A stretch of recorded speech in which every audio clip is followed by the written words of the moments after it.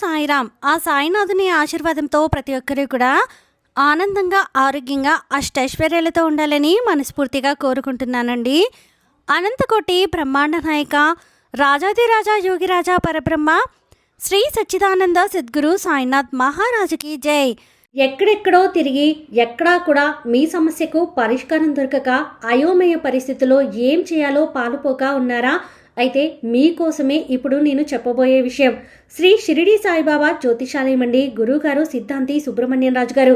మీరు ఎక్కడికి వెళ్లాల్సిన అవసరం లేదండి. ఫోన్లో గురువుగారిని సంప్రదిస్తేనే ఒక అంజనం వేసి మీ సమస్య ఏంటి, దానికి పరిష్కారం ఏంటి అనేది మీకే స్వయంగా గురువుగారు వివరిస్తారు. మీరు ఒక్కసారి నమ్మకంగా కాల్ చేసి చూడండి, మీకే అర్థమవుతుంది నేను ఎందుకు ఇంత నమ్మకంగా చెప్తున్నాను అనేది.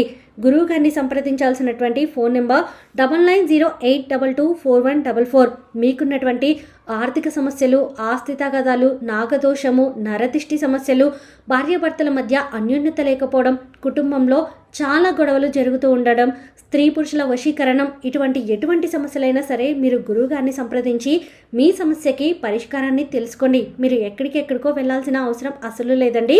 గురువుగారిని సంప్రదించాల్సినటువంటి ఫోన్ నెంబర్ 9908224144.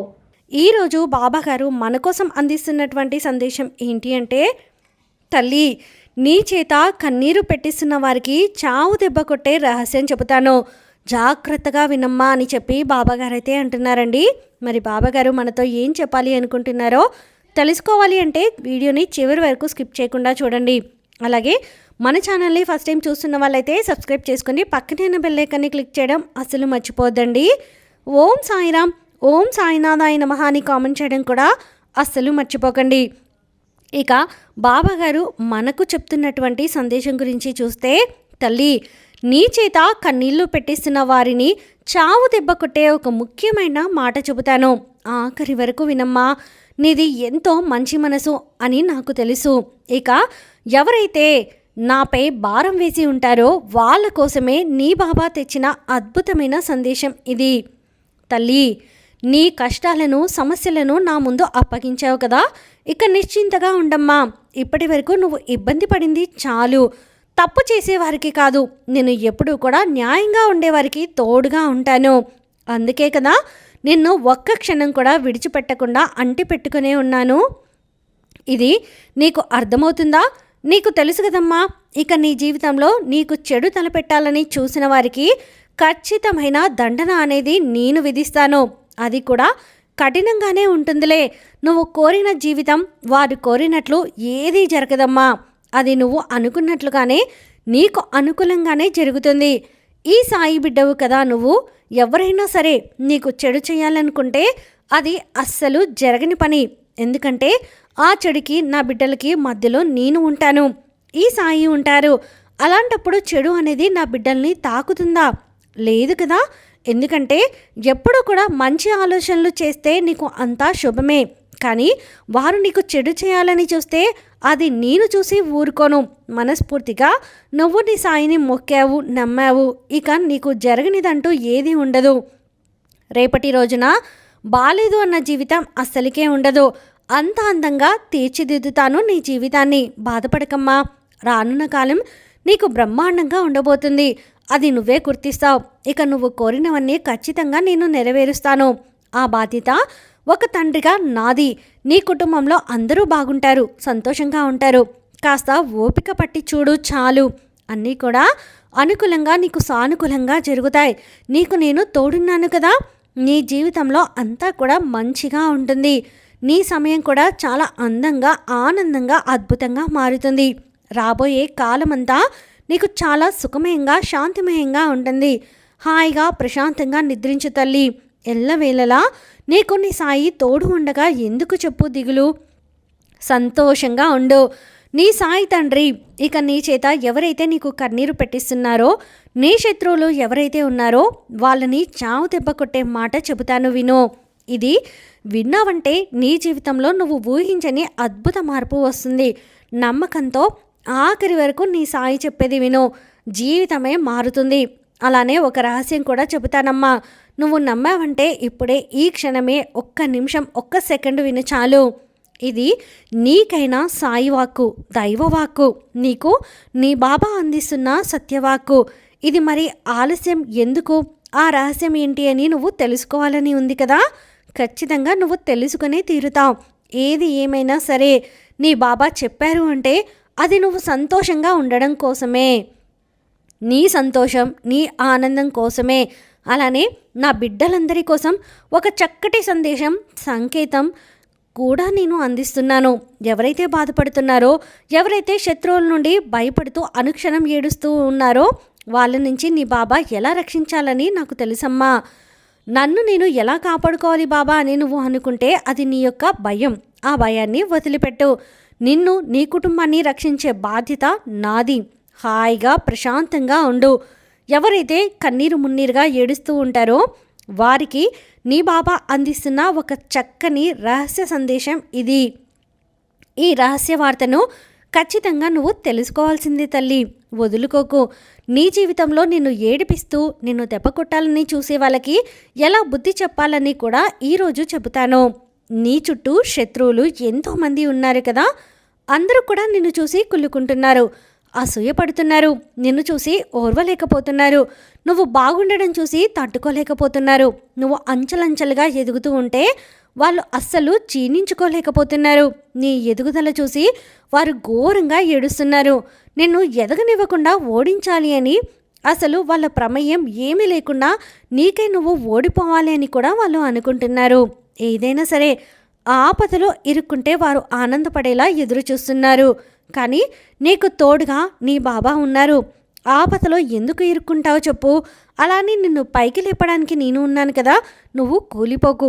కూలిపోతుంటే నేను ఊరుకుంటానా? నువ్వు పడితే నవ్వాలని వాళ్ళు ఎదురు చూస్తుండొచ్చు, కానీ అది జరగని పని.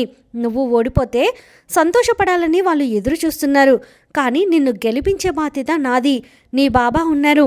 ఎవరైనా సరే బాబాని మొక్కారు అంటే వారికి విజయం తథ్యం. ఎవరైనా సరే నీ కష్టం చెప్పుకున్నా వారు నీకు ఆరుదల చెప్తారు, కానీ మనసులో మాత్రం సంతోషపడుతూ బాగా జరిగిందిలే అని నవ్వుకుంటారు. నీ ముందు మాత్రం ఎంతో బాధ ఉన్నట్లు, అయ్యో ఇంత కష్టం వచ్చిందా అని నటిస్తారు.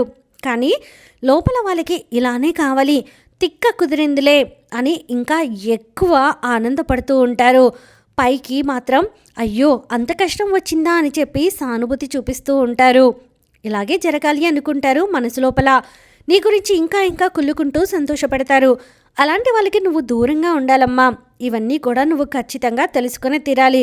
నువ్వు నిత్యం కూడా ఎలాంటి చెడు ఆలోచనలతో ఉంటావు, ఆ ఆలోచనలు, ఆ విషయం సాయికి తెలుసు. ఎప్పుడు కూడా ఇతరులు మంచే కోరుకుంటావు. అలాంటి నీకు నీ గురించి ఇలా అనుకుంటున్నారు, ఇతరులు నీ యొక్క చెడు కోరుకుంటున్నారమ్మా. అది నీకు తెలిసినప్పుడు స్వచ్ఛమైన నీ మనసు, పసిపాపలాగా ఉన్న నీ మనసు గాయపడుతుంది, బాధపడుతుంది. ఎంతో లేతదైన అమాయకత్వమైన నీ మనసు బాధపడుతుంది. అవును కదా. నాకే ఎందుకు బాబా ఇలా జరుగుతుంది, నన్ను చూసి అనుకుంటారేమో అని. అది వాళ్ళ గుణమమ్మా. అందరూ మంచి కోరుతున్నాను కదా బాబా, నా గురించి మాత్రం ఎందుకు ఇలా అనుకుంటున్నారని నువ్వు బాధపడకు. బాధపడాల్సిన అవసరం లేదు. నీ సాయి అనుగ్రహం నీకు ఉంది కదా. నీ బాబా అనుగ్రహంతో నీకు ఏం కావాలన్నా అది నేను అందిస్తాను కదా. నీ బాబా నీకు తోడు ఉండగా సమస్త లోకమంతా నీకు అనుకూలంగా మారుతుంది కదా. నిశ్చింతగా ఉండు. నీకు తోడుగా నేను అండగా ఉన్నాను. ఇక నీకు దిగులెందుకు చెప్పు. ఎవరు ఎన్ని మాయ మాటలు చేసినా, మాయలు చేసినా, కుట్రలు కుళ్ళు కుతంత్రాలు చేసినా ఏది నీకు అంటనివ్వను. నీ దరిదాపుల్లోకి కూడా రానివ్వను. నీ కుటుంబం చిన్న భిన్నమైనా సరే అది చూసి సంతోషపడే వాళ్ళు నీ చుట్టూ ఉంటారే, కానీ నువ్వు ఏమీ భయపడకు, బాధపడకు. నీ కుటుంబం నువ్వు కోరుకున్నట్లుగా సంతోషంగా ఉంటారు. నీ బంధం నువ్వు అనుకూలంగా ఉంటావు. ఇక నీ బంధానికి మంచి అదృష్టం కూడా కలిసి వచ్చి మీరంతా కూడా ఎంతో అన్యోన్యంగా హాయిగా ఉంటారు. నీ తండ్రిని నేను చెప్తున్నాను కదా. నీ కుటుంబం సంతోషంగా చూడడం నా బాధ్యత. నీకు ఆదాయం కలిగి నీ వ్యాపారం మరింత వృద్ధిలోకి రావడం నేను చూసుకుంటాను. సుఖశాంతులతో సంతోషంగా ఉంటావు. ఇందులో ఎలాంటి మార్పు చేర్పులు ఉండవు. నేను చెప్తున్నాను, మార్పు ఉండదు. ఉండడం లేదంటావా? దిగులు పడకు తల్లి. నీ సాయి అనుగ్రహం పొందావంటే ఇక నీకు అంతా సుఖంగా ఉంటుంది. ఏవి కూడా నీకు కీడు జరగదు, ఎలాంటి హాని జరగదు. ఇన్ని రోజులు ఎలా ఉన్నా సరే ఇకపై నీ భర్తకి అదృష్టం కలిసి రావడం తథ్యం. నీ ప్రార్థనల యొక్క మంచి ఫలితం, నీ యొక్క దైవ ఆరాధన అన్నీ కూడా నీ యొక్క పిల్లల సంక్షేమం, భవిష్యత్తు కూడా బాగుంటుంది. నీ బంధానికి అదృష్టం కలిసి వచ్చి నీకు మంచిగా తోడుగా ఆనందంగా ఉండేలా చేస్తాను. నీ మంచి మనసుకి, నీ సాయం చేసే గుణానికి ఏది కూడా వృధా అవ్వదమ్మా. నిశ్చింతగా ఉండు. నువ్వు చేసిన ప్రతి సాయం కూడా అదృష్టమై నీకు తిరిగి రెట్టింపు పుణ్యాన్ని చేకూరుస్తుంది. ఇక నువ్వు పఠించే ఏ మంత్రమైనా సరే, నువ్వు నీ సాయి దగ్గర పెట్టే ప్రార్థన ఏదైనా సరే నీకు అంతా శుభమే జరుగుతుంది. ఇక నిశ్చింతగా ప్రశాంతంగా ఉండు. ఏ చిన్న పూజ చేసినా ఒక చిన్న దీపం పెట్టి నన్ను ఆరాధించి మొక్కినా సరే నీకు అదృష్టం అనేది కోట్ల రెట్లుగా వరాలుగా ఉంటుంది. నీ సాయి మాటలు అర్థమయ్యాయి కదా. ఇక ప్రశాంతంగా ఉండు అని చెప్పి బాబాగారు అయితే అంటున్నారండి. ఈ వీడియో మీకు నచ్చితే ప్లీజ్ లైక్ చేయండి. మరికొంతమంది సాయి భక్తులకు వీడియోని షేర్ చేయండి. ఫస్ట్ టైం ఛానల్ని చూస్తున్న వాళ్ళు సబ్స్క్రైబ్ చేసుకొని పక్కనే ఉన్న బెల్ ఐకాన్ని క్లిక్ చేయడం అసలు మర్చిపోవద్దండి. ఆ సాయినాథుని ఆశీర్వాదంతో ప్రతి ఒక్కరూ కూడా ఆనందంగా, ఆరోగ్యంగా, అష్టైశ్వర్యాలతో ఉండాలని మరొక్కసారి మనస్ఫూర్తిగా కోరుకుంటున్నానండి. సర్వేజన సుఖినో భవంతు. ఓం సాయిరామ్.